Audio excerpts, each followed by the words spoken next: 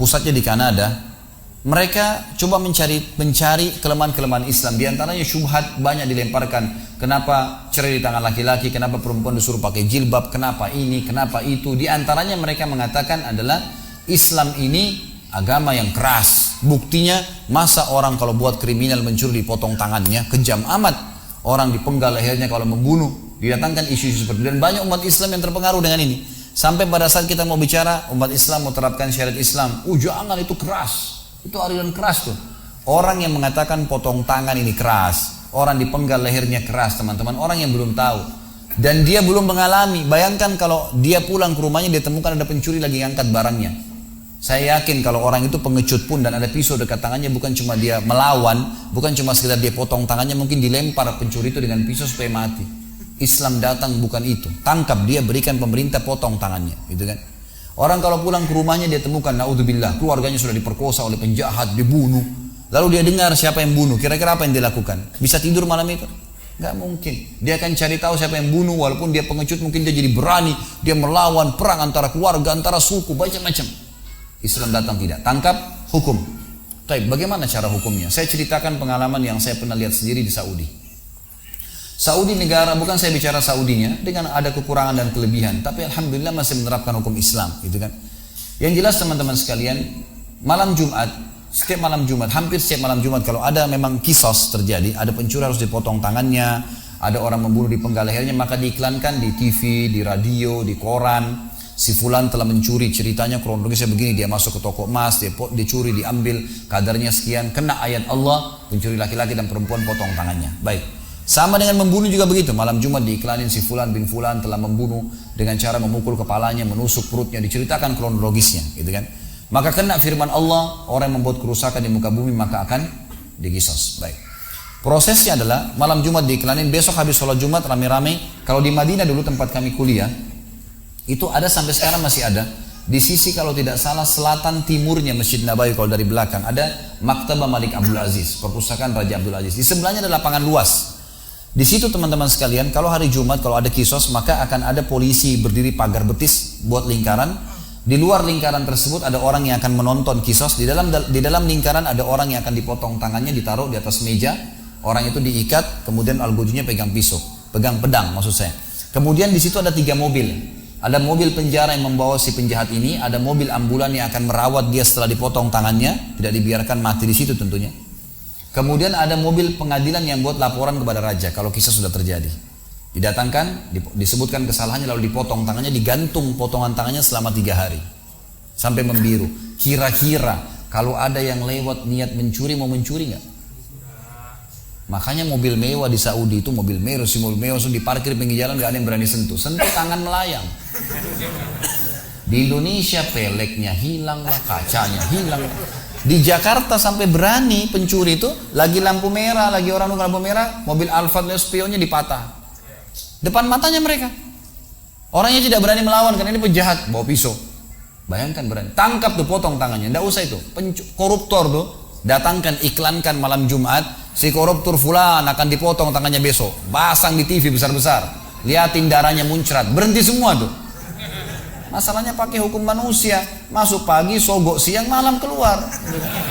Besok curi lagi. Itulah hukum manusia. Mana yang lebih baik? Gimana caranya hukum Allah mau dibantah? Nggak mungkin.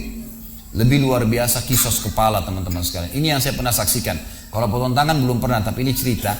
Ya, waktu itu pernah diceritakan. Yang jelas kalau kisos kepala pernah saya hadiri. Habis sholat Jumat sama ada polisi pagar betis, ada 3 mobil tadi, penjara yang bawa kriminal ini. Orang ini, kemudian mobil ambulan yang tim dokter siap mengurusnya, karena orang pun kalau dikisos kepalanya tetap harus dijahit, disatuin baru dikubur bersama gitu kan. Kemudian ada mobil pengadilan yang buat laporan kepada raja. Kita di belakangnya polisi itu. Kemudian algojo agak berbeda sedikit. Algojo mengambil 3 langkah dari orang yang akan dikisos. Orang yang akan dikisos ini diikat tangannya dengan rantai dengan kedua telapak kakinya. Jadi tangan kakinya keikat ke belakang, kepalanya ditutup dengan kain hitam dan ditundukkan, dan dia tertunduk karena belakang ini terikat.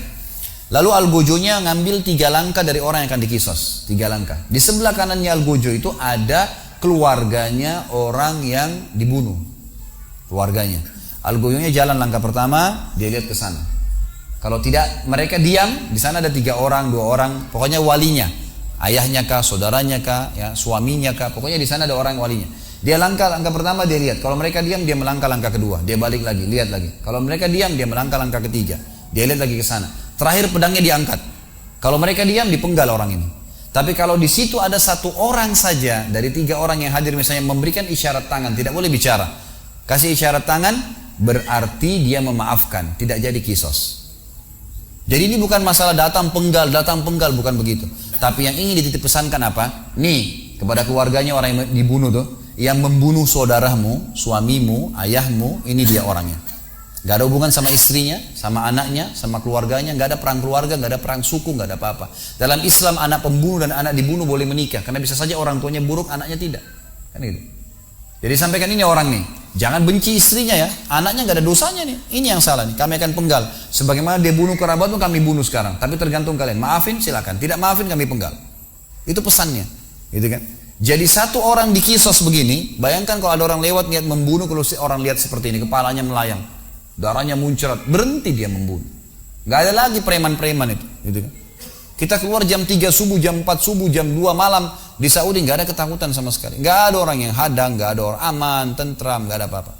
Soalnya ini melayang kepalanya, mengganggu melayang. Sentuh mobil potong tangan, gitu kan. Maka kalau mereka maafin tinggal orang ini bayar denda saja. Seperti itu teman-teman sekalian. Jadi memang hukum Allah Subhanahu wa taala ini bukan hukum manusia.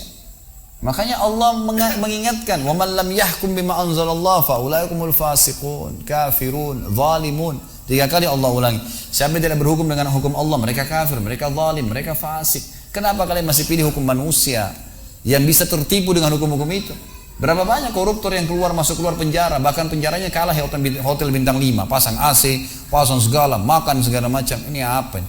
Kalau zaman Umar bin Khattab sudah hilang semua lehernya nih. Bisa. Jadi Allah Subhanahu wa taala menurunkan hukum itu demi kebaikan. Kan itu. Dari 2 pintu inilah teman-teman sekalian seseorang mukmin tahu dan hanya tunduk kepada Tuhannya. Yang pertama, dia yakin bahwasanya hanya Allah yang menciptakan semuanya dan selain Allah adalah makhluknya, tidak perlu takut termasuk pada syaitan yang paling banyak menipu manusia. Yang kedua adalah apapun yang Allah halalkan dan haramkan dan Allah terapkan sebagai hukum diterapkan, diterima. Gak usah khawatir dengan ya hasilnya, pasti baik buat kita. Ini dan cukup banyak contoh berhubungan dengan masalah ini.